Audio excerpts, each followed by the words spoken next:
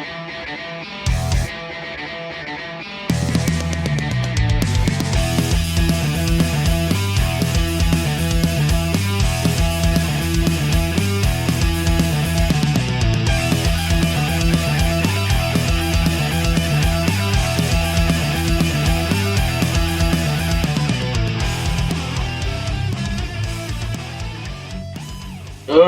evening, everybody, and welcome to another exciting episode of Philly Sports Talk.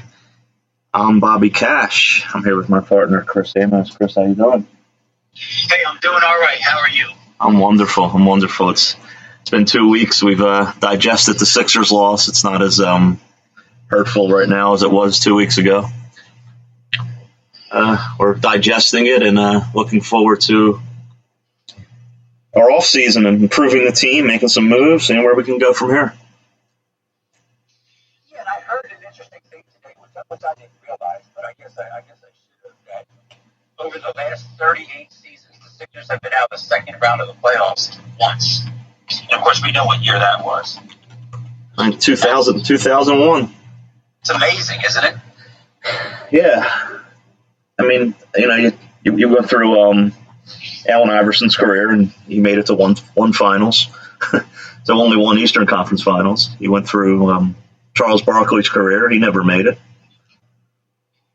You're currently Embiid, Simmons, and you had the process. So all those even Julius Erving after the championship. Correct. Yeah, and there was a number of, well, I don't know if there was a number, but there's a few that come to mind where there was at least 3 second-round exits. Game 7, there was the one year that the Sixers it was Elton Brand and Iguodala were the 8th seed, and they beat the Chicago Bulls. Yeah, Derrick Rose. Yeah, that was after he got injured. I guess he got injured in Game 1 of that of the playoffs that year, and that's what let the Sixers be able to win that series. And then they lost 7 games to Boston. Which was a very good second-round series, and it actually looked like the Sixers had a chance to win that, but they just couldn't win Game 7 up in Boston.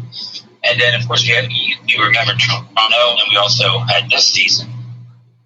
Yeah, that was the Iguodala, Thaddeus Young team.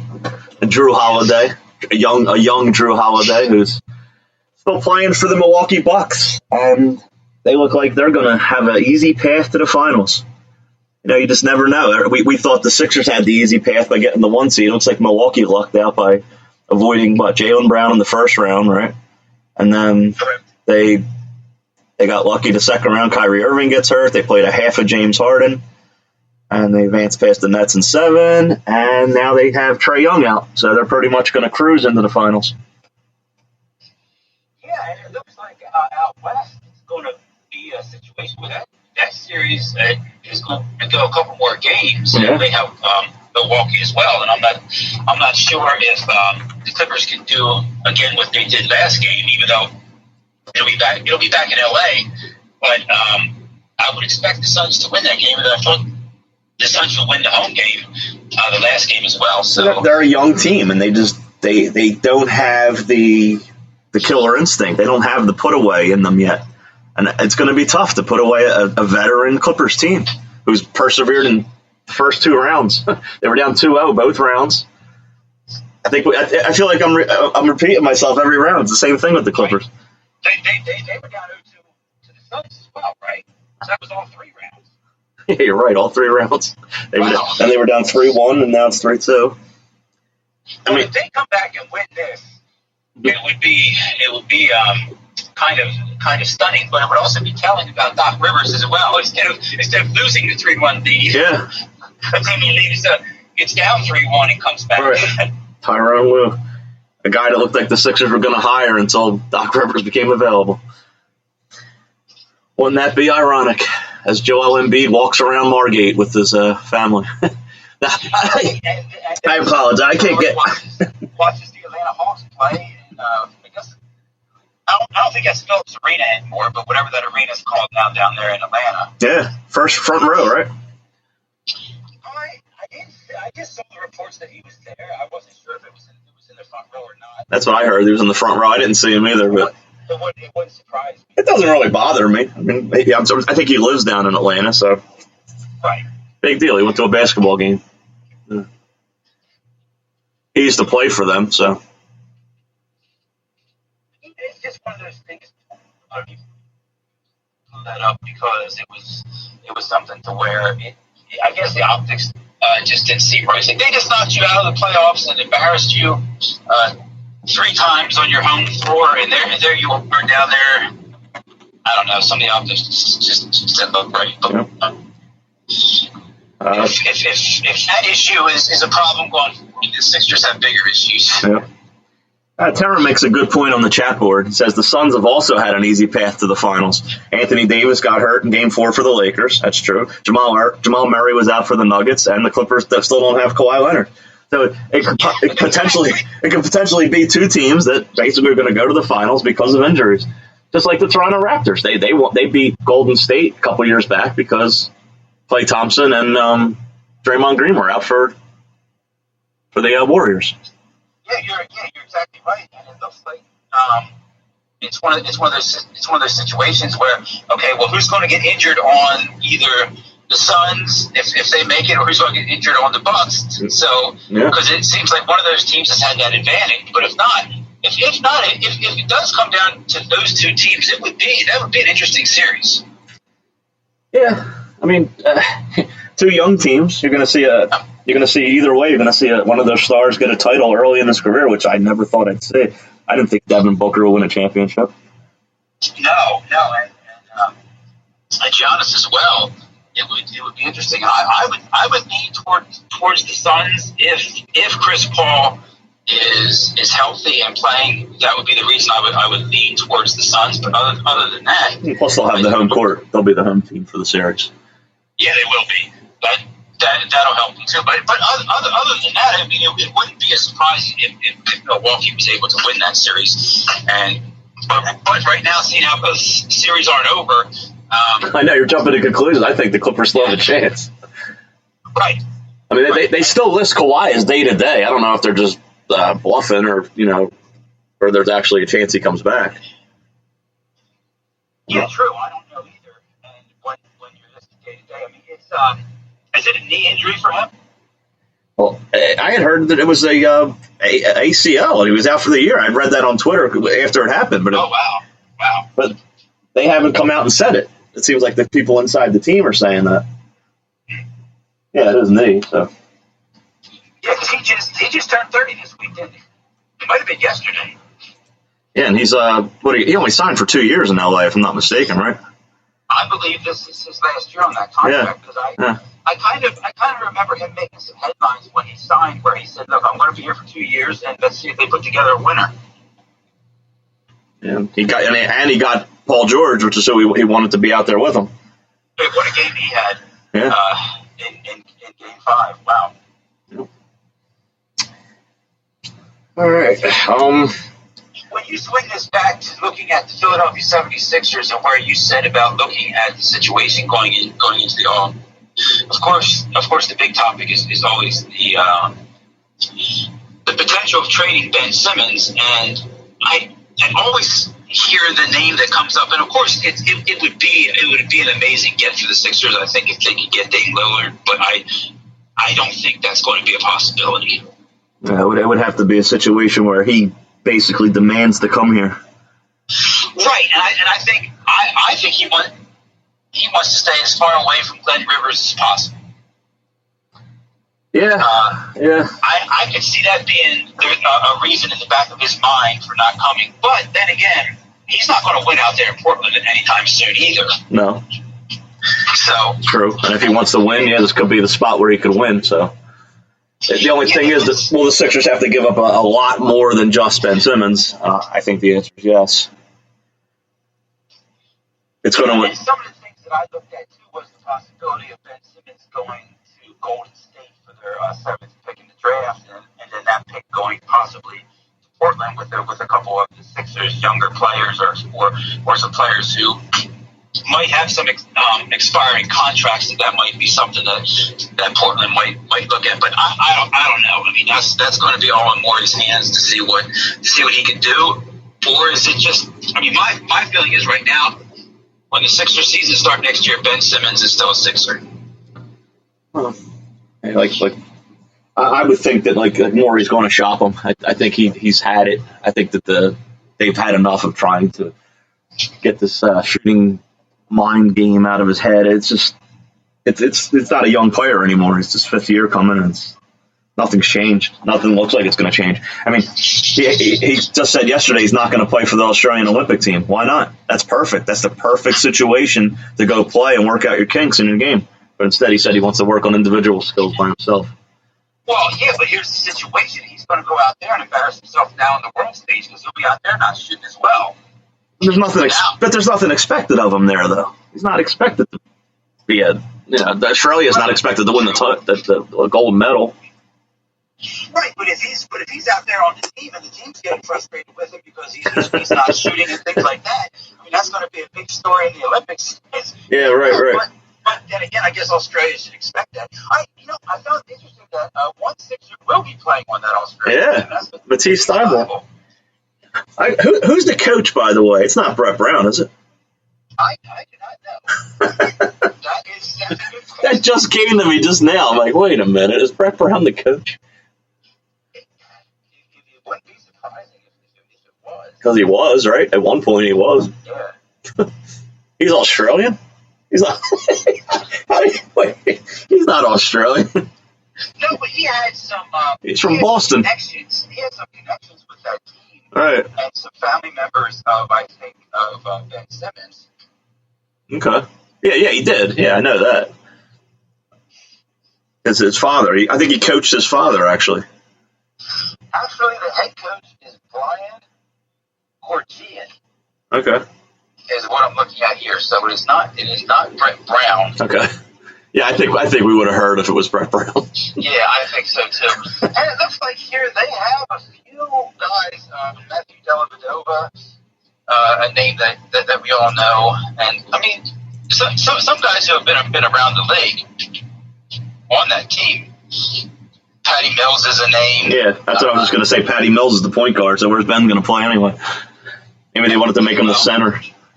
Ben Simmons is the backup point guard on the Australian Olympic team, but it looks like the USA team should be decent. They should win it. Of course, they don't win it. It's a monumental upset. All right, let's move on to our favorite team. The team with the red pinstripes that plays at Citizens Bank Park. Your Philadelphia Phillies. Another stinker last night. Another joke bullpen finish last night. They were up 4-2 entering the seventh inning, and they went on to give up 9 runs in 2 innings behind De Los Santos and Neftali Feliz, who hasn't pitched in the major since 2017. But yeah, I don't care if he was Rookie of the Year in 2010. That's doing nothing for me in 2021. But I mean, Bobby, where do they get these guys, though? They come in and you can just see what's going to happen. I mean, it's walk after walk. It's hit batter. It's bases loaded. And as soon as the bases are loaded, if I was batting, I could probably hit a grand slam. You can just see it coming. It's just 94 fastball right down the middle, pitch after pitch. After a great appearance by Bailey Falter coming in after Spencer Howard, who was just optioned to the minors a few minutes ago. Spencer Howard should just be, I think, optioned out of baseball at this point. That's your number one prospect last year. Yeah, what is the organization? I'm just frustrated. What is that entire franchise thinking to keep running a guy out there who can't go 3 innings as a starting pitcher? Now, the most interesting stat I heard today was, of all starting pitchers this year in the major leagues, he has the best, I guess it's OPS versus opponents, first time through the order of any starting pitcher in baseball. Well, it makes sense. When it comes to the second time around, he's next to last. Makes perfect sense, because the first time through the order, he's throwing 98, 99. Next time around, he's down to 93, 94. I've never seen a guy lose velocity that quick. Never. No, and the one, I don't have an answer as to why. I can't figure it out. Well, that's what I was saying before we came on. The Phillies, in my lifetime, I can't remember a closer they've developed in the farm system. Every closer they've had has been a closer from another team. That's been decent. Correct. That's been decent, at least. You go back to Steve Bedrosian, came from the Braves. You go Doug Jones from the Tigers. Brad Lidge from the Astros, of course. I mean, it just goes on and on. Jose Mesa, our whole. Jonathan Papelbon. Yeah, exactly. Everybody we've ever had is from another team. Now, as I'm talking, Ricky Batalico pops in my head. Yeah, but I don't think he came through the Phillies farm system either. He didn't? I am not sure. I thought about that at one point as well, whether he did or not. Because no, I don't believe so. That's why Philly Sports Talk has a staff. Let's see. Yep, they'll look it up because I think the Phillies have only drafted in their history 4 pitchers that have been all-stars, and Ricky Batalico was an all-star. They've only drafted 4 pitchers in their history to become an all-star. Correct. Let's try to. Do you know them? Let me see. I'll name them. I know one. Cole Hamels is one, of course. Cole Hamels is one. Aaron Nola. Okay. The other one is Randy Wolf. Wow. And the other one's Tyler Green. There's the 4. Tyler Green. Yep. These are guys, and 2 of them became all-stars and then fell off the map, seemingly after that. I don't see Ricky's draft position. It says he went to Central Connecticut State University. He did definitely play for the Phillies before anybody else. Yeah, he was in the Phillies minor league system. Oh, well, then that's another pitcher who... Yeah, 91 through 94, he was in the minor league system. Unless the thing is, it's only 4 starting pitchers. Yeah, because he actually started. Okay. He was actually a starter one season in the minors, 1992, at 22 years old. He started 11 games. Wow. Then they made him a closer. He was. I don't know what year that was. It may have been 96. I'm not positive, but he was like the one representative for the Phillies that year as their all-star. Yeah, I think it was the year that the all-star game was at the Vet. Okay. Yeah. And he was an interesting guy. I mean, we hear him all on Phillies pre- and post-game live here in Philadelphia, and also a lot of he tweets numerous times during the game. He'll put out more tweets during a game if he's doing the post-game live as well. But he pitched for the Phillies, he pitched for the Cardinals, the Royals. He actually pitched for the Arizona Diamondbacks, the Mets, and the Brewers. Wow. Yeah. He stuck around. You got to remember that he wasn't making the money that the players today are making, so he had to keep playing. So there's an all-star who came through the Phillies system. I'm sorry, it was from what the report that I heard earlier. It must have been they were talking about starting pitching that had come through, and attached to the same thing that I heard was the Phillies have only had 2 players that they actually brought through their minor league system, came up and became all-stars for the Phillies. 2 outfielders, only 2 in their history. I'm shaking my head. They've been around since 1883. Can you name those 2 outfielders who the Phillies drafted through their system? Sure, one I know right off the bat, Pat Burrell. Right? No, Pat Burrell never made an all-star team? No.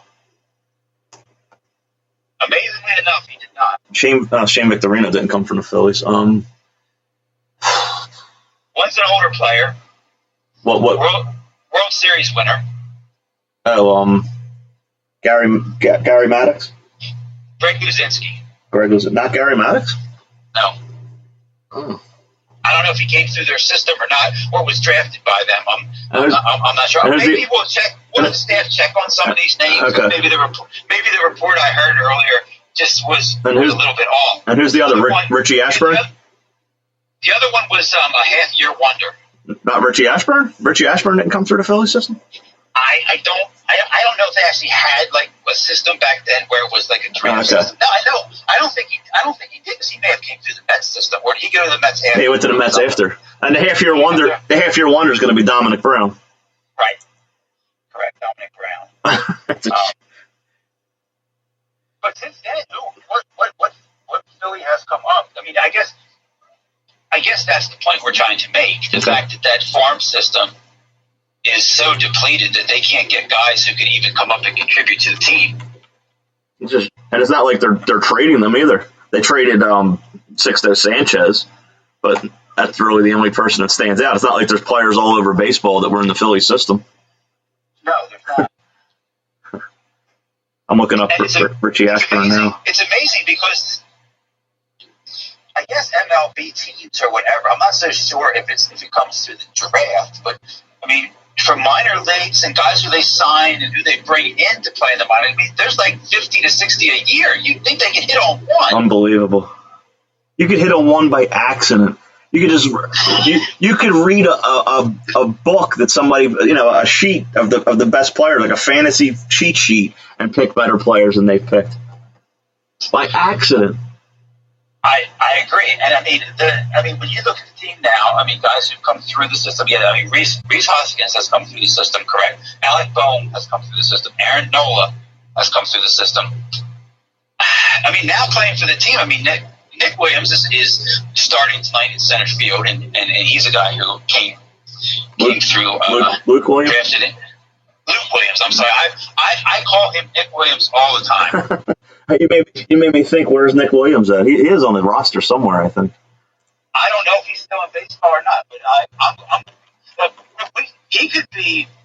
Luke Williams could turn into an all-star center field. I'm going to call him Nick Williams 10 years from now, it seems like. Okay. Nick Williams is on the Chicago White Sox.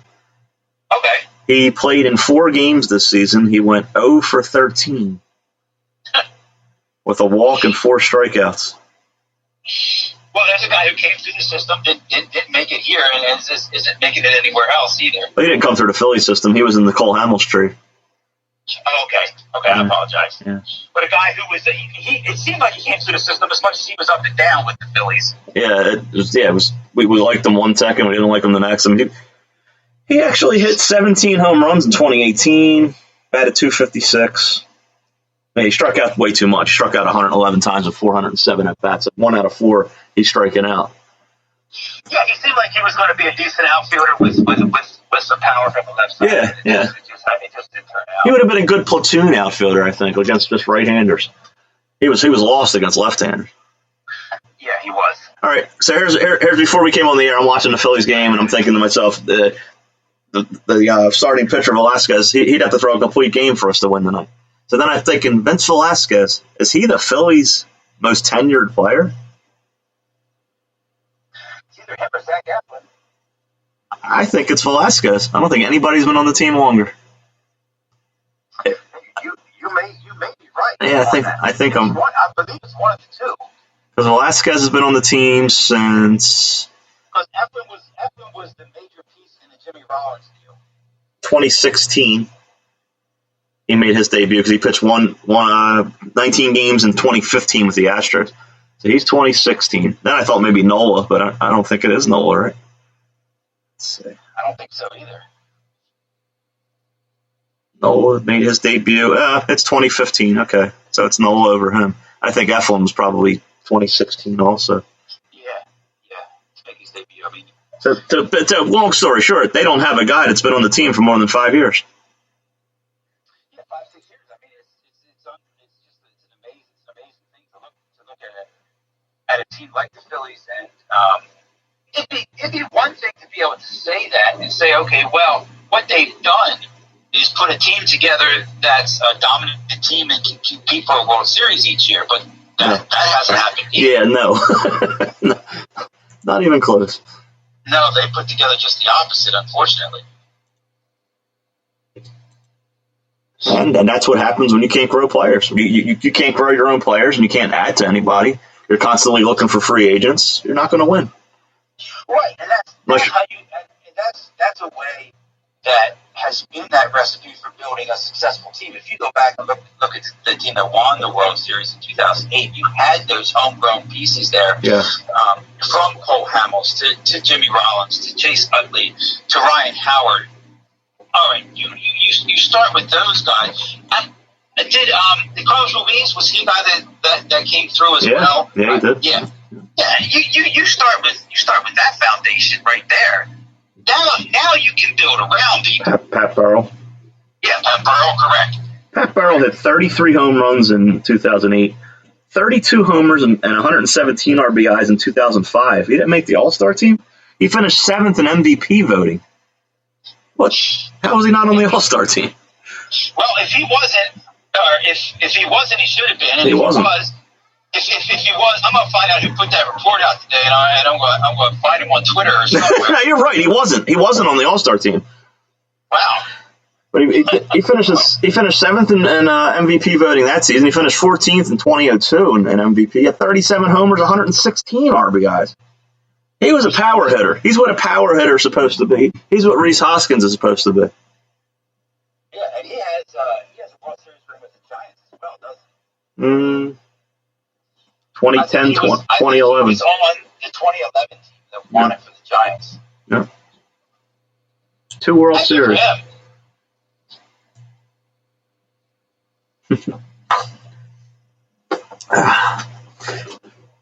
So the Phillies lead 1-0 in the top of the 5th, and my hopes for Velasquez. How empty that stadium looks. I know it's Tuesday night, but yeah, well, it's a Tuesday night with a team that has no hope. Yeah, it's exactly what it should be, empty. Meanwhile, the Giants have won 50 games already.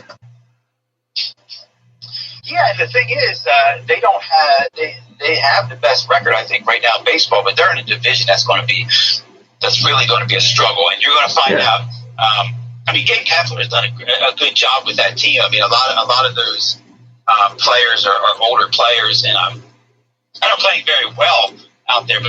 But you're going to find out what they're made of especially going into the second half, with being in a division with the Dodgers and the Padres. Well, that division could produce 3 playoff teams.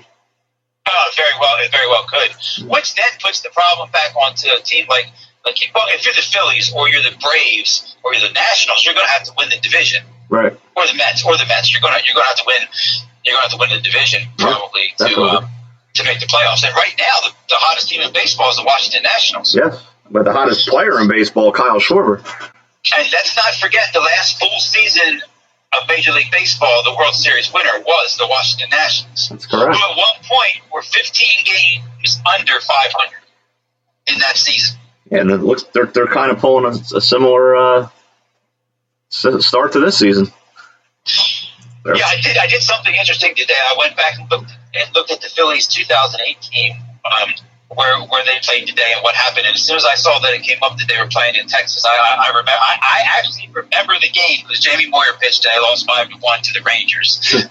I actually remember that, and I made a friendly dollar bet with a friend of mine that the Phillies would make the playoffs that year, and they won the World Series. Into that game, because I said that team, the way that they played that game, they just looked like a team that was dead and lifeless, even though they were a couple games over 500 at the time. But they went down and lost to the Rangers, and I'm like, oh, here we go. This is where they're going to get that midway through the season slide. Unfortunately, I was wrong. Best dollar you ever spent. Yes. Correct. I don't think I paid him, by the way. If he's listening. I don't know if Ken's listening to us or not, but... So I was just going to go through the Giants' starting pitchers, because you might think, who are their starting pitchers? How are they? Well, the one person I was thinking about is Johnny Cueto. If he was pitching for the Phillies, he'd have a 12 ERA. I mean, he's 6-3 with a 3.63 ERA. Right. The two guys that stand out, and the reason they are where they are Anthony DeSclafani from the Cincinnati Reds. He's 8-3. And Kevin Gausman, who the Braves had last year, and he pitched for the Orioles most of his career. He's 8-1 with a 1.49 ERA. I mean, it's amazing, isn't it? It is. I mean, that's a guy that's been a journeyman his whole career. He's 11 games under 500 for his career, even with the 7 games over this season. He's pitched 96 innings, only giving up 54 hits. Wow. Maybe he's doctoring the ball. It was funny after the as pathetic as it was last night that the Phillies brought in Nick to pitch. I know. He did well. He didn't give up any runs. Yeah. He threw 5 pitches, got a strikeout, and then they're checking him. They checked him. Even better is they checked De Los Santos. Yeah. Well, he gave up 6 runs. What's he cheating? Yeah. Anyway,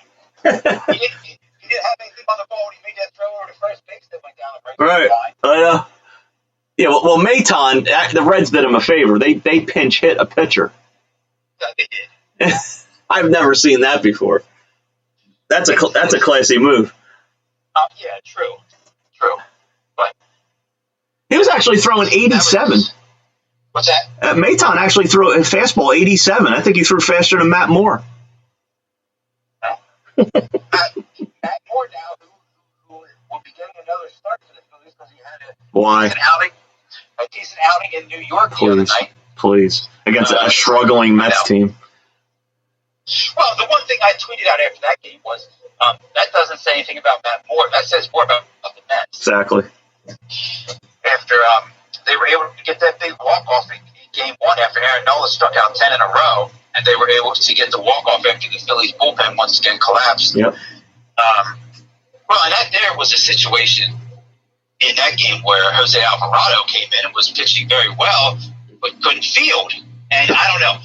He made a throw that was high to first base, and Rhys Hoskins didn't catch it. So the fielding left the Phillies down, and after that, I thought for sure the Phillies would just fold in that second game. And it was amazing too in that second game because when it got to the bottom of the seventh, the Phillies had no one to turn to in the bullpen except our friend and yours, the best closer the Phillies have ever had. Yeah, I'm joking. Mm-hmm. Hector Neris came in. He threw 7 pitches. 1, 2, 3. It's over. And the next time he came in, it looked like the guy never pitched before. Of course, I didn't see the 7. I was in the car at the time. I didn't see the Hector Neris 7 pitch save. I mean, it was like another one of those situations where everyone's like, "Here we go. It's another one-run game." Bryce Harper hit a home run. They got a great pitching performance out of Matt Moore, surprisingly, and then Neris got to come in here, and we know what's going to happen. And before you could blink, it's over. And it's like, well, isn't that what a closer's supposed to be? So you roll that over, into Saturday, and just sums up the Phillies. You have Zach Eflin go out there and pitch a beautiful game.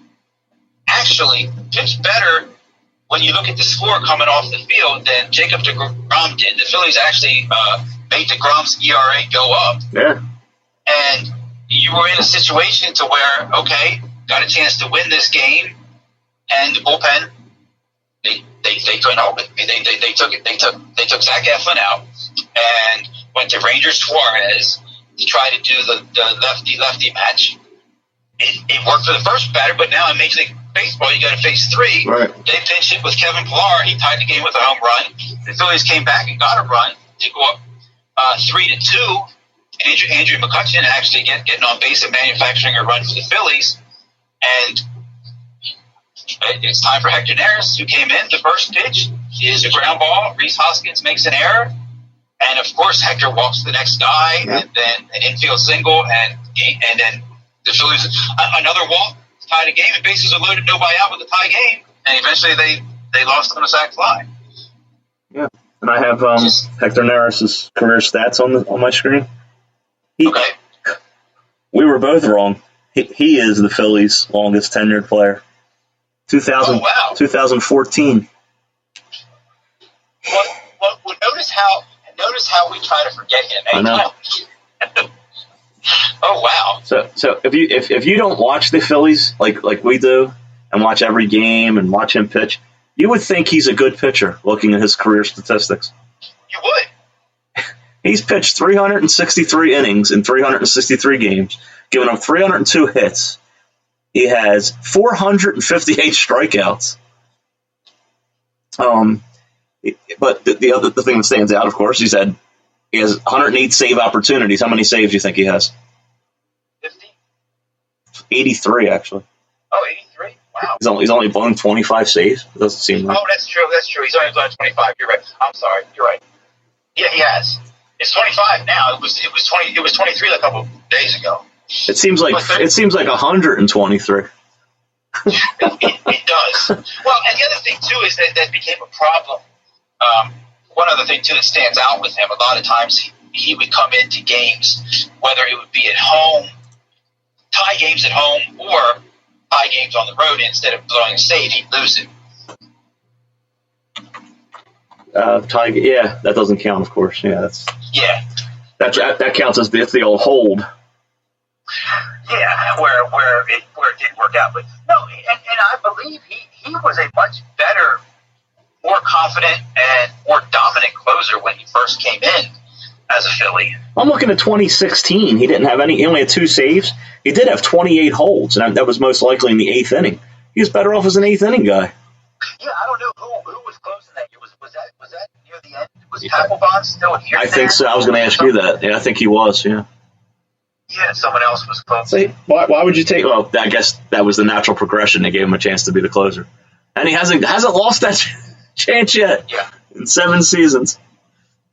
No, it was funny because the other day, after he blew that game 13, the Phillies lost 13-12 to the Nationals. I believe that was last Wednesday, and then they had a day off. And they went to play the doubleheader in New York, and Girardi announced that Hector Neris would no longer be the closer. And the next Phillies pitcher to get a save is Hector Neris. Yeah, 2 out of the next 3, he was the closer. Yeah, and he's back to being the closer again. Yeah. But the sad part about it is, Cash, there's no one. It doesn't matter who you put out there. Yeah, on this particular team, it does not matter. You had mentioned give Connor Brogdon a chance. Well, my feeling with that is, going forward, this team isn't winning anything. You have a guy here who you have the potential to have as a closer going forward. See what he's made of. If he goes out, what's the difference? If he goes out there and blows 5 saves in a row, what's the difference? That's what's going on now. I completely agree.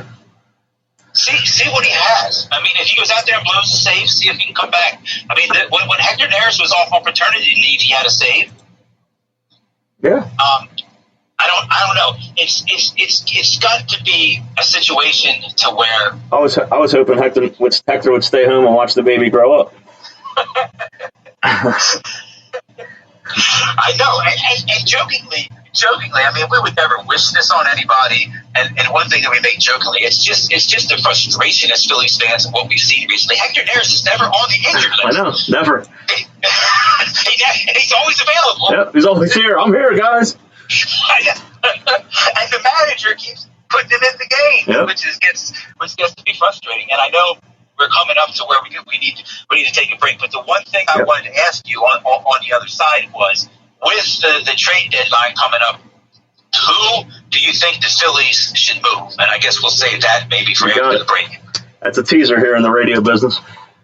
Yes, and before we go to the break, let me remind everyone that he is Bobby Cash, and I am Chris Amos, and you are listening to Philly Sports Talk with Cash and Chris right here on IE Sports Radio. IE Sports Radio is your direct feed for all that's sports. If it's sports, it's IE Radio, and it's IE Sports Radio, and it's where you need to be. And let me remind you guys that in the world of semi-pro sports, it is an interesting world because in that world, the players pay to play. Now, these players pay to get film so they can show to professional teams, or they can show the film to colleges that they'd like to go and play for. Also, they play to keep in shape or get back in shape. But one thing that all semi-pro sports players have in common is they play for the love of the game. Since 2017, the Southern California Warriors have been on a quest to make champions. So if you are somebody or you know somebody who loves sports and wants to get back into sports, check into semi-pro sports in your area. And if not, check in with the Southern California Warriors. You can find the Southern California Warriors on all social media platforms. Check those guys out today. Get yourself involved. And like I said, if you have somebody or it's yourself who wants to get back into sports, check out semi-pro sports. It might be your path back. And all those players play for the love of the game. Southern California Warriors, check them out today. We'll be right back.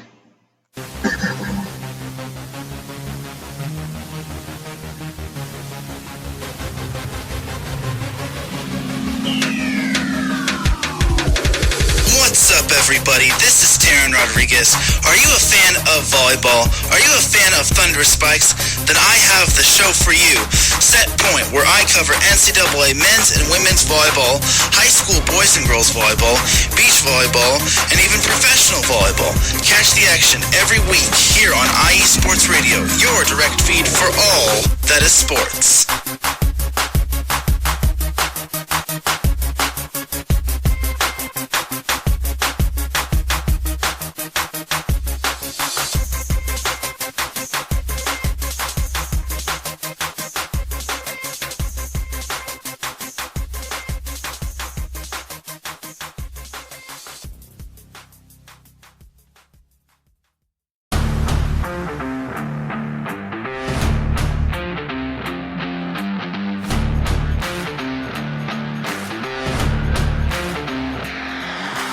What's good, fight fans? It's your boy, Marcus Los Great, here to give you what you want, here to give you what you need. Yeah, man. Yeah. I'm coming to you live, straight from your mama's basement with a crispy white tea. We're coming to you live every Tuesday at 10 p.m. Eastern Standard Time. Powered by IE Sports Radio, your direct feed for all that is sports.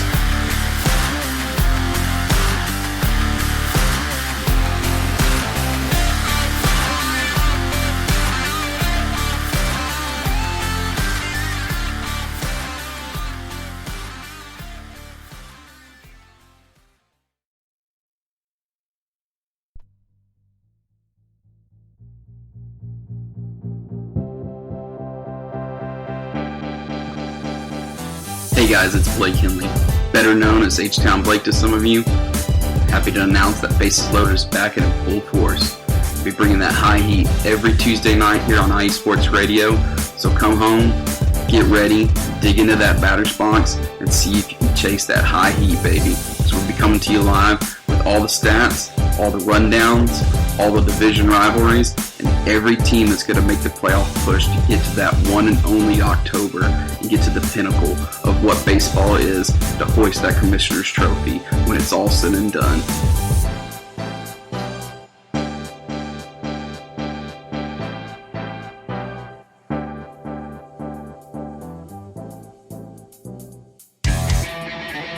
I might not.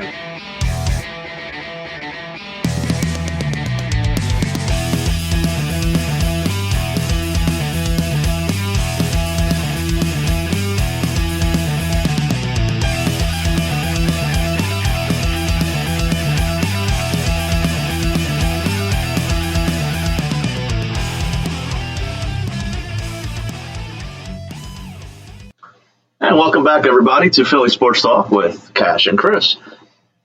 Before the break, Chris asked me if I think the Phillies are going to be a buyer or a seller. I think it's 100% they're going to be a seller.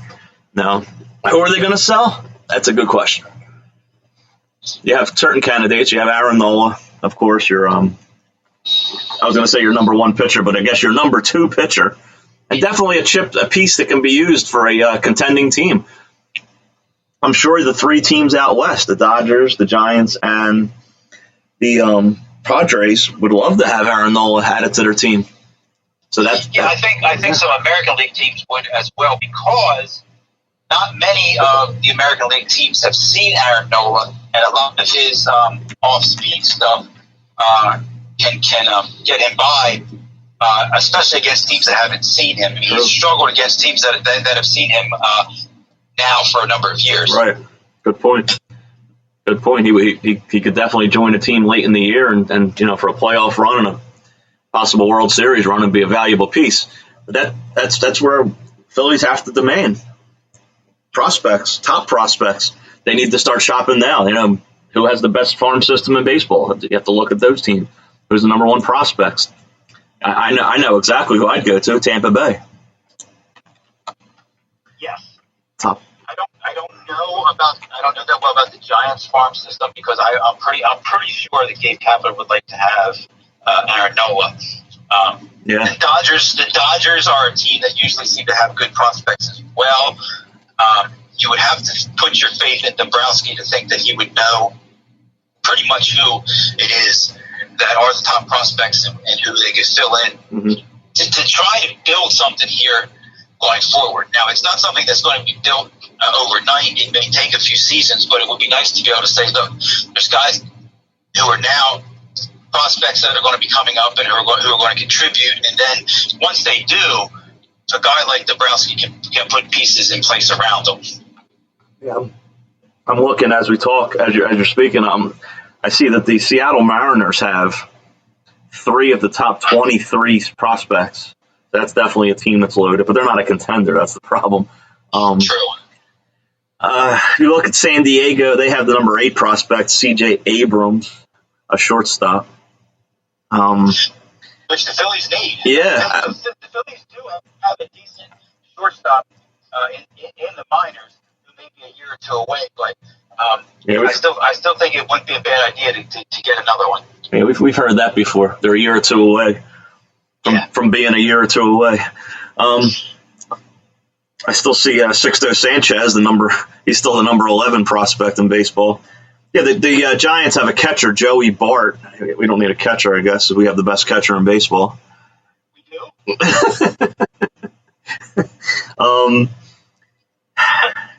We said the Padres. The Giants also have a shortstop, Marco Luciano, who's due in 2023. He's only 178 pounds, so he's got to be a slick fielder and not a hitter. Anybody got any starting pitchers that can throw more than 40 pitches? Yeah. It was like Bobby Witt Jr. from the Royals. Oh, okay.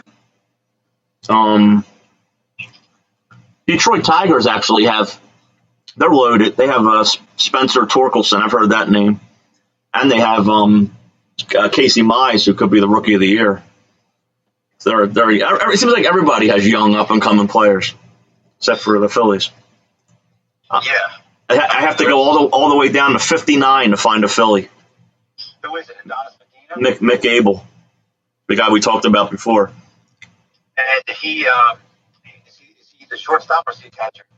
No, he's the pitcher. Remember I said the Phillies will bring him up? Oh, I'm sorry. Abel, the guy who was he started out in single A. He was hitting almost 100 off the time. Yeah, right. He's only 19. Right. He's only 19 years old. Uh-huh. They got him projected to be in the majors in 2024, which sounds so far away, but it's actually only 3 years away. Wow. But hey, well, if he's throwing that fast, what keeps him in the minors? Phillies don't have anybody who can throw like that on the team. Bring him up. You don't know if he has the durability, which they always try to say. Well, they got to build up to where they can become a starting pitcher and pitch those number of innings, right? And things like that. But I don't know if it takes 3 years to get to that point. But actually, I'm looking at his numbers here. He's you're not going to believe this, but he started 10 games in Clearwater. He's thrown 30 innings. I think they're grooming him to be the next Spencer Howard. Well, hey, that's the Phillies' way. He's thrown 3 innings per game. I don't know if that's on purpose. It probably is. Yeah, and he does a glaring stat. He does have 46 strikeouts in 30 innings, so he's definitely a strikeout pitcher. Wow. And opponents are only hitting 178 against him. Yeah, if you see right now on the screen, the Philly of the week is a guy who definitely needs to be moved. I think you can get a decent prospect for him, and what contending team would not like to add Andrew McCutcheon? Yeah, that's true. That's true. I mean, he's not in the future of the Phillies. No, not at all. Not at all. No. By the time they're ready to contend, he'll be 40 years old. No, he's got to be a guy who, I mean, you would think you could get. I'm not saying you're the top prospect for him, but you would be able to get somebody. Look at that screen. I don't want to interrupt it. You see that? Who he was up there with? Willie Mays, Ricky Henderson. Mm-hmm. Right. So Dombrowski can make a phone call and say, "Hey, he was Philly of the week." Yes, the Philly of the week. Can we have your top prospect for him to call the Dodgers or the Padres? I mean, he was a Giant for 1 year, so maybe I'm not so sure if the Giants would need him. But what I'm saying is, a contending team to have someone like that who could even come off the bench, sure, is something that a lot of times contending teams will take a shot on something like that. And I think he's someone who could be moved. I unfortunately, I mean, I don't think the Phillies can move Rhys Hoskins. I mean, it would be nice if. I mean, anybody can be moved, but do I think you can get any value for him? No. I don't. I think it would be a bonus to the Phillies if he wasn't in Philadelphia anymore, because I think what then you would do is you would take Bone and move him over to first base. Yeah, I agree with that one. Now, and then move Segura to third and wait till Didi comes back. Correct. and you have Maton who can play second base, or I guess he can play shortstop as well. And if you move Andrew McCutcheon, Luke Williams becomes your left fielder. Yeah, but McCutcheon also a team maybe that has an injury would be desperate. Yeah, exactly right. Mm-hmm. Yep. Yeah, I mean, there's even, I mean, if it comes down to it, I think the Mets would take it. Yeah. If the Mets are in contention, I mean, they don't have the most dominant outfield that there is. The Mets are definitely going to be in contention by default. Yeah, it seems that way. Yeah. It just seems that way with the way that the division is that they will be, and it's one of those things too where you look at it and you say, okay, well, we sit here at the end of June and the Phillies are 5 games out of first place. There's 5 games under 500, but only 5 out of first place. That's almost unheard of. All right. And a win tonight, and the Mets lost in Atlanta, and you're 4, and you're like, And I still don't get excited if that happens. I mean, it's just, it sucks. It sucks that we have to do a show every week and not even be excited about the team we're talking about. But that's unfortunately the way it is. Well, and that's the thing too. It's not one of those things to where we can say, okay, you're going to struggle through this season, but just wait. All we got to do is wait for football to start because the Eagles are definitely. Well, no. Definitely going to win 4 games. Yeah, with that high-powered offense that the Flyers are going to put on the ice and the goaltending that's going to stop it. Oh, no, wait. Yep. No. That's the Tampa Bay Lightning. And are the Sixers coming back with what they had before? We're waiting to see if they can trade their number 1 pick in the draft. That's the most exciting thing we have. And wait a minute. They're looking to trade a guy who was the number 1 overall pick in the draft because he won't shoot the ball. They took another guy with the number 1 overall pick in the draft who had a shoulder problem and couldn't shoot. He's actually shooting now, though. Right, but when he was in Philadelphia. So welcome to Philadelphia sports. Join us every week. I mean, there's only one city I can think of right now that has all 4 major teams that might be in a worse situation than Philadelphia. Do you know what city I'm talking about? All 4 teams worse than Philadelphia. They have 4. Where their situation is worse, I think, than where Philadelphia is. They have 4 teams, you said? Yep. Not Chicago. No, they have more than 4. Well, they actually have the first pick in the NBA draft. The city got the first pick. Oh my God, I'm drawing a blank. It's Detroit. Oh, Detroit Pistons, yeah, that's right. Yeah, I know. That's how bad they are. They got the number 1 pick in the draft, and we can't even think of it, right? Who's that player going to be? I can say it's 5 years from now. Who did the Pistons take number 1? Well, right, when you look at the Pistons, you look at the Tigers, you look at the Lions, and you look at the Red Wings. Yeah. Yeah, okay. There's that situation is as bad as what's going on in Philadelphia right now. The Tigers only have 2 less wins than the Phillies. Wow. They have 34 wins. Phillies have 36. Yeah, and that's one of those things too, where when you look at cities where they do have all 4 teams, or at least 3, because Tampa Bay only has 3, but you can throw the Magic in because how close they are. Yeah. It's difficult when I think of Detroit. When I think of Detroit, there's no player that jumps out to my mind that's a Detroit player. Who comes to mind first when I say Detroit sports? Steve Yzerman. Right, it's the guy from before. I guess now it's Jared Goff. Jared Goff, yeah, I was going to say that. Yep. I mean, but at least when you think of when someone says Philadelphia sports, you can say Bryce Harper, you can say Joel Embiid, you can say Ben Simmons. You know? Yeah, definitely. And it's like you have those couple guys. I don't know anymore. You can't. I don't know if you can say Claude Giroux anymore. I don't think you can. Yeah. And in football, you can say Jalen Hurts. You can say Devontae Smith. Yeah, I'm excited. I'm excited to see Devontae Smith play. I've said that before. Yeah, me too. I think he's definitely a number one receiver. The only drawback I have is everything and every build-up and hype. I think he has all that potential. It's just durability. It's that first, and it's also this coaching staff is so new. It's not like he's going into something like with Tampa Bay where they have something established, or New Orleans where something is established, or New England where that coaching staff has been there, they've been established, and they know how to develop young talent. You have no idea if this coaching staff can develop young talent or not. Hopefully they can, because I think it's good that they have a coaching staff that's actually going to grow with the team. I think that's a good thing. Right, as long as it's not a situation where they're not able to do it, and hopefully they do have the right guys. I think Nick Sirianni turns to the next. Well, I was going to say Doug Peterson, but if he wins the Super Bowl, that's hey.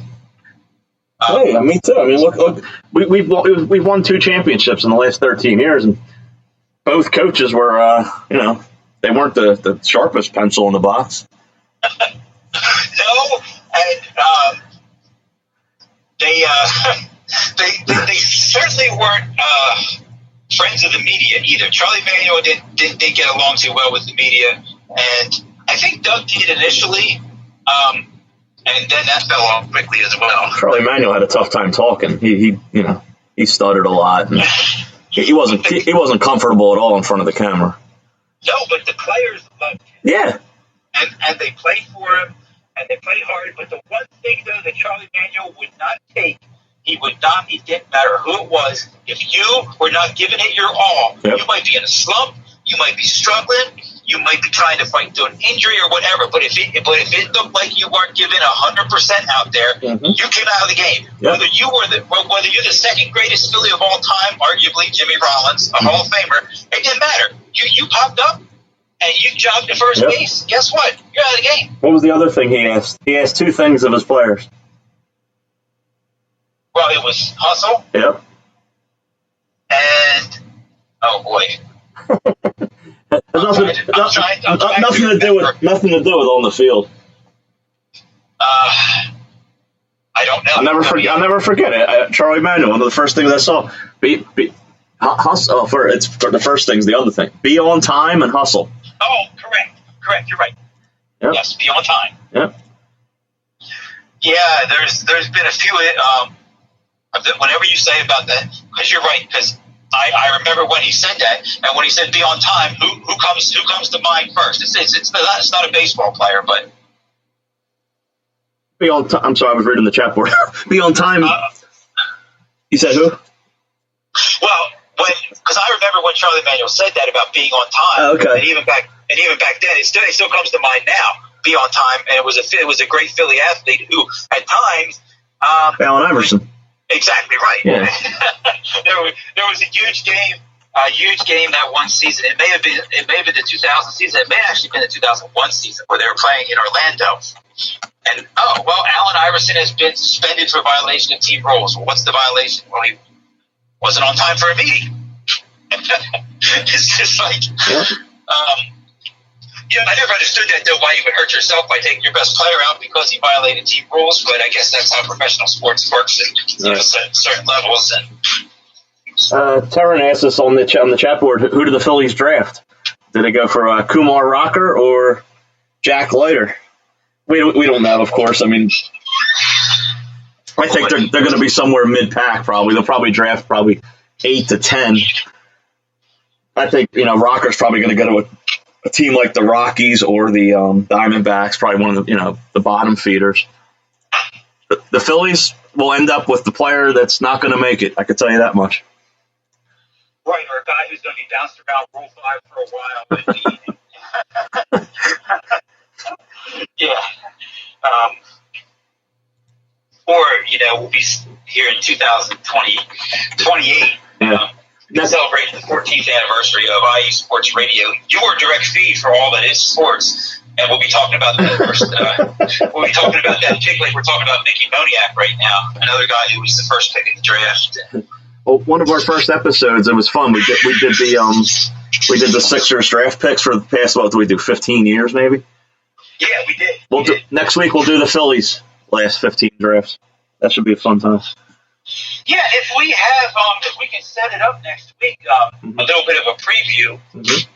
The person here on IE Sports Radio who represents San Francisco and the Bay Area, hopefully that Gina repping the Bay is the one who covers the sports in the San Francisco area for IE Sports Radio, and hopefully she'll be able to join us next week. And we will have some interesting sports conversations. And the tie-in to Philadelphia with San Francisco is Gabe Kapler, the manager of the Giants, who was the former manager of the Phillies. So it'll be interesting to see her take on that situation versus our take on Gabe Kapler as well. And the Giants, like we said before, are playing some good baseball, but they're going to have it's going to be tough for them to win the division, and hopefully we'll find out how good Gabe Kapler is, and if he can keep them actually in a playoff position going into the second half of the season. Well, I'm sure right now they love Gabe Kapler out in San Francisco. They did. Well, I have my brother has a good friend. He's been friends with him for a long time, and he's a Giants fan. Okay. I mean, he's the point, because he lives around here, where he's a guy who will take naps in the afternoon so he can stay up to watch the Giants on MLB season pass. Okay. I mean, he's a diehard Giants fan, and Gabe Kapler is the greatest thing in the world. That's all it takes in baseball is to win, and you're great. I mean, that's a manager in baseball makes a few calls a game. You are what you have to work with. Joe Girardi doesn't have the arms. We sit here, we criticize. Who was he going to put in last night? There's nobody in the bullpen that you could count on to get it out.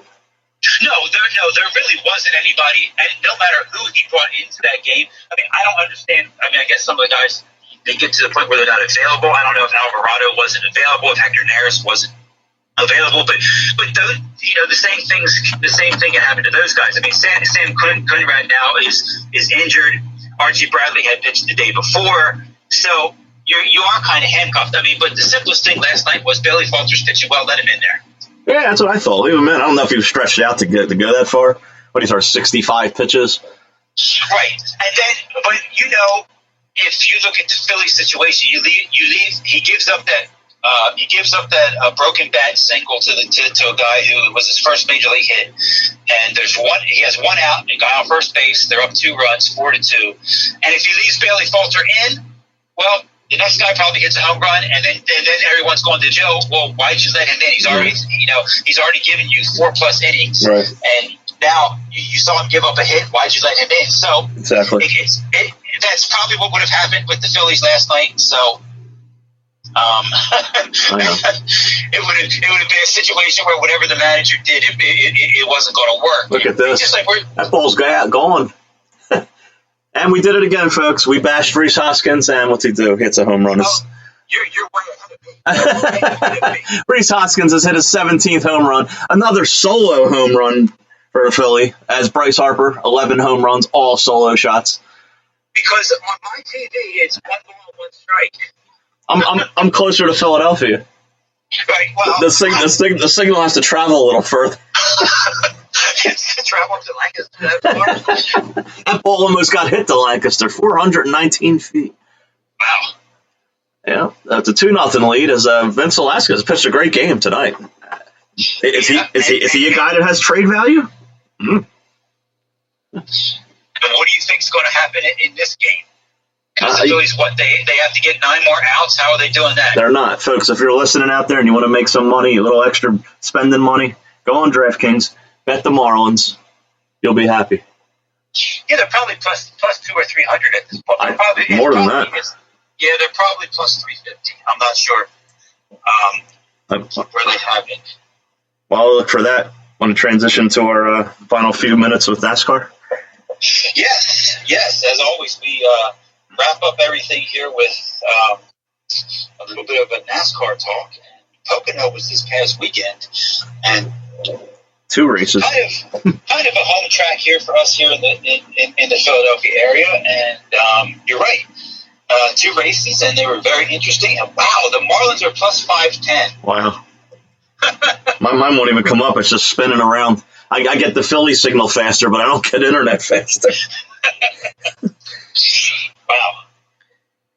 Yeah, that's basically our we have 2 home tracks in Philadelphia. We don't actually have a track in Philadelphia or the counties around us, but we do have Pocono North and we have Dover South. One's a 1 mile track, one's a 2.5 mile triangle. This weekend was Dover, and no, it was Pocono. I'm sorry, this was Pocono, and Kyle Larson looked poised to win both races. He led the first Saturday race. He led the final lap. He was coming home for the victory. They were starting to go to the victory talk, and his tire blew. And Alex Bowman got the luckiest win you'll ever see in NASCAR. And then Sunday you have Kyle Busch, who's stuck in 4th gear the entire race. They had to actually have a pit crew member climb into the car during a late pit stop and put a bungee cord around the shifter. I don't even think it worked. He came out in 30th place and went on to win the race. And Bobby Cash had Kyle Larson in that race also. Of course, right? And he came in second. Everybody was running out of fuel. William Byron ran out of fuel, Denny Hamlin.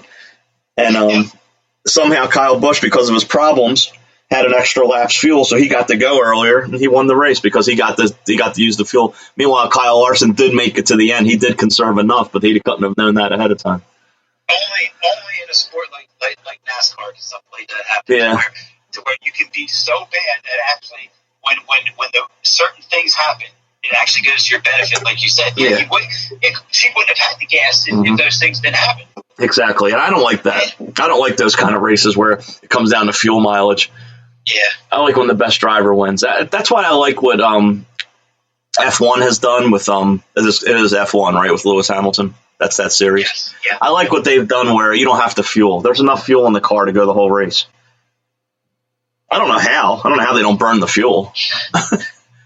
NASCAR burns the fuel every 50 laps. How do they have enough fuel in it?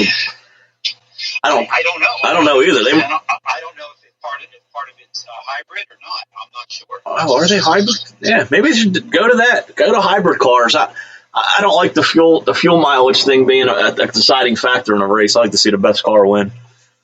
Well, it'll be interesting this week because where they're going, and it's going to be another road course in Wisconsin. It's in Wisconsin this weekend. So, Kyle Larson again, probably the guy because he won the last road course. Yeah, would be the guy who you would think. Brad Keselowski has done good in those races as well. Chase Elliott also.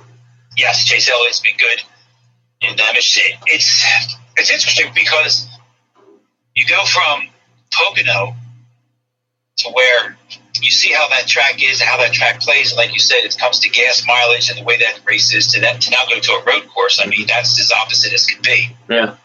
It's a 4 mile road course too. Interesting, yeah. Yeah, it's a 4 mile long road course. It's only a 60 lap race. Yep. So as we get into the late innings here at the Phillies, do you see a defensive replacement for Hoskins? Do they have one that's better? I mean, I was thinking maybe when Sir Anthony, when Didi Gregorius comes back, maybe you can have Torres play first base. He's that kind of a utility infielder. Yeah, the only replacement I would see at the moment that they would have on the bench is a Brad Miller. Brad Miller, but he's not a good fielder either. No, so no, they're not going to take Rhys Hoskins out to do that. And with it only being a 2-0 lead, it looked like I'm trying to think who they were. It was Ranger Suarez in the bullpen and Connor Brogdon. And if I'm the manager, I don't know who's coming up. I don't know if it's right, left, or what. It's Connor Brogdon that comes in. Ranger Suarez should not be anywhere near this game. He is a disaster. I'm telling you right now, Bobby, he is a disaster waiting to happen. A couple weeks ago, he's a Cy Young. He doesn't throw hard enough, and And the thing is, a lot of his breaking pitches, if they're not getting over the plate, they're very hittable. His fastball is very hittable. And the other thing, too, is when he gets wild, he has a hard time getting it back. He ends up hitting people.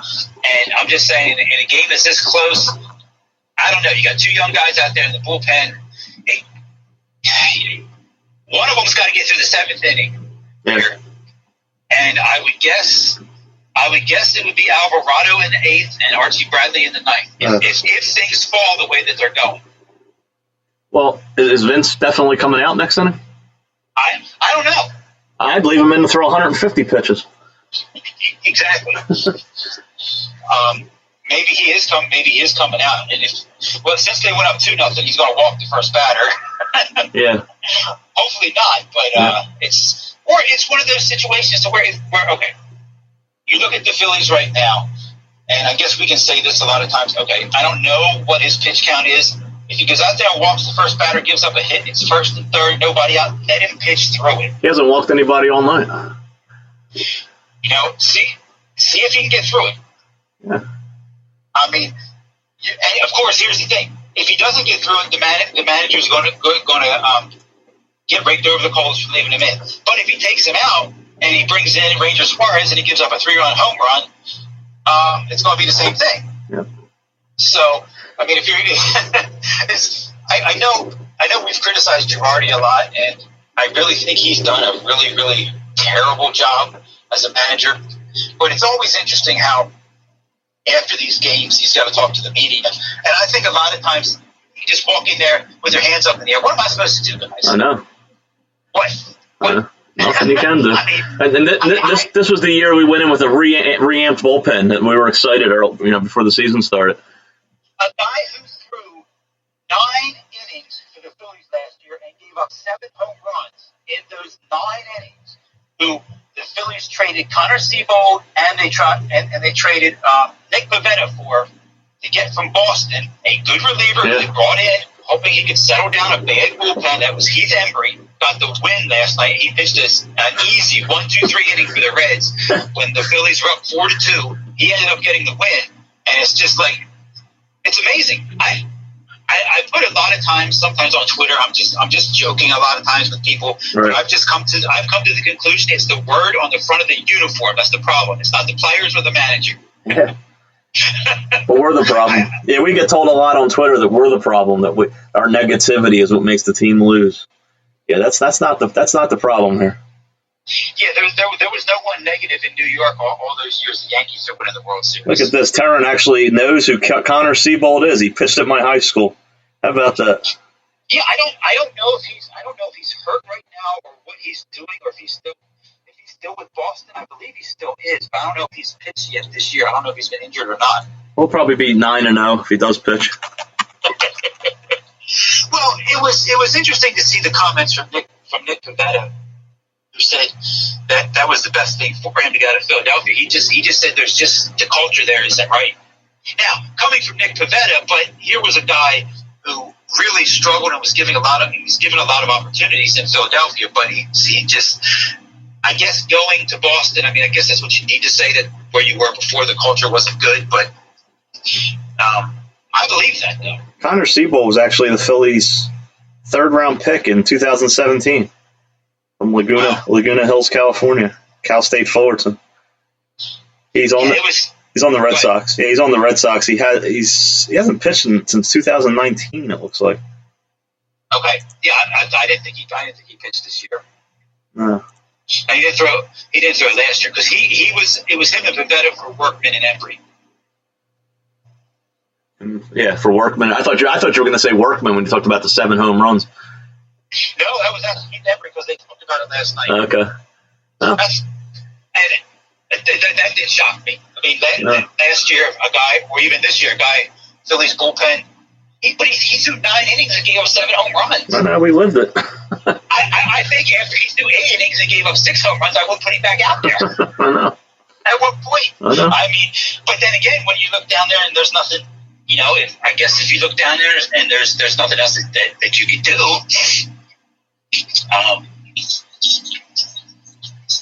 yeah, we know the situation last year too with Brandon Workman. I mean, he was a decent closer for the Red Sox, and when he came to the Phillies, it was a home run waiting to happen. Yeah, the Red Sox just aren't going to give away a pitcher that's good. Phillies fall for that all the time. David Robertson, Archie Bradley, I think, shot too. Yeah, not what he used to be. And the same thing with Jose Alvarado. If he can throw strikes, but Tampa Bay didn't give him away because they didn't want to pay him. Right. They gave him away because he couldn't get people out. I actually think Brandon Workman's back with the Red Sox now. He was just pretending he wasn't good anymore. Yeah, I don't know. We got our answer, by the way. Vince Velasquez came back out, pitched the 7th, 1-2-3 inning. Wow.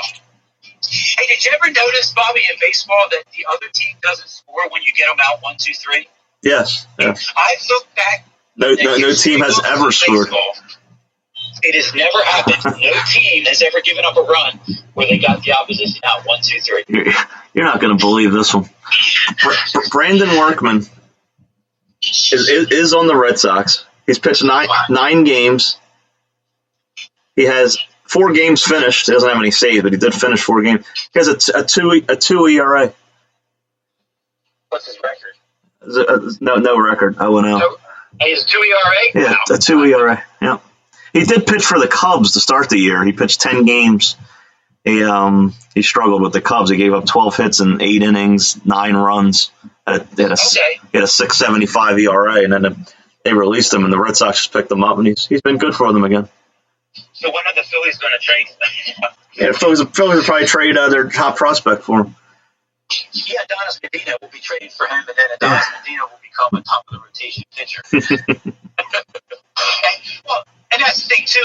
Jake Arrieta has now come back to being Jake Arrieta for the Cubs. Yeah. He started off the season pretty good, but he's back to 5 innings, giving up 3-4 runs, ERA over 5. Yep. So he's back to what he used to be.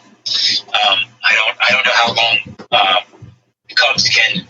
I don't think they can keep him in the rotation and compete. But, No. Well, they are in first place. Yeah. Looks like Velasquez is done for the night, and that's not. Gotta get 6. Yeah, 6 outs or more. There's only 4 hits in this game. Yeah, 2-2. That's amazing. The Phillies maximized theirs and scored 2 runs. Unbelievable. Yeah. But it's 9:20. It's going to be up to the bullpen, and there's probably, if you would check Twitter or talk to Phillies fans or whatever, they're just waiting. It's one of those things now where it's tough because you're waiting for the implosion that you know is coming. Well, why don't we get some insurance runs, make it 5-0? That'd be a thought. Yeah, because the game will probably end 5-4. Maybe. Yeah. Maybe. And I don't think. Well, I don't know because with the way the situation is, I don't know if they can put Neris back out there again or not. But Yeah, why not? yeah, I mean, Might as well. Yeah, sure, why not? I don't know. Put Nick Maton in. Yeah, he's got the best ERA on the team. Yeah, well, none of these guys have hit off of him before, so Yeah, that's true. He'll have the element of surprise. Yeah. All right, let me go down the chat board and thank everybody. We had Taryn, thank you. Andrew, thank you for joining us. Taylor, thank you for joining us. Shane, thank you for joining us. Pierre Moss, thanks for coming on. Everybody that message, we appreciate it. Everybody that's listening out there, we appreciate it. This was our Thank you guys very much. This was our 17th episode. They've all been very enjoyable. It's flown by, and we look forward to being here next week and having our guest Gina joining us from San Francisco, and we'll talk Gabe Kapler and we'll talk baseball again. Yeah, guys, and before we go, just make sure on the social media platforms, anywhere you can, go to Google, check out the Southern California Warriors, check out the semi-pro sports that are in your area, and give them all your support. Thank you for listening to Philly Sports Talk with Bobby Cash and Chris Amos right here on IE Sports Radio. IE Sports Radio is your direct feed for all that is sports. And for those of you who are boxing fans, check out the show Gloves Off right here on IE Sports Radio. That will cover all the boxing that you need and anything else. IE Sports Radio, your direct feed for all the sports, and we'll see everyone next week. Good night.